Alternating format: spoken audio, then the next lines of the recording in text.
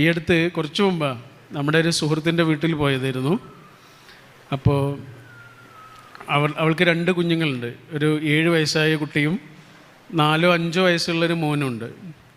അപ്പോൾ ഇവർക്ക് 2 ആളുകൾക്കും ഐസ്ക്രീം വേണം. കോഴിക്കോട് ഒരു സ്പെഷ്യൽ ഐസ്ക്രീം ഉണ്ട്, അത് വേണം എന്ന് പറഞ്ഞിട്ട് അവരെ 2 ആളെയും കൊണ്ട്, നമ്മുടെ മോനുണ്ട്, അവരെ 2 ആളെയും കൊണ്ട് ഐസ്ക്രീം വാങ്ങാൻ വേണ്ടി പോവുക.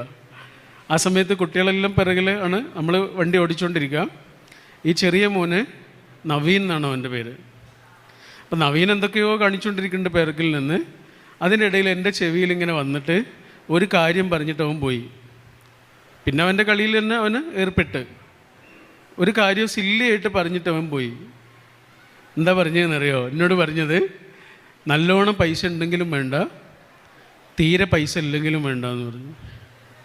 ഐസ്ക്രീം നല്ലോണം പൈസ ഉണ്ടെങ്കിലും വേണ്ട, തീരെ പൈസ ഇല്ലെങ്കിലും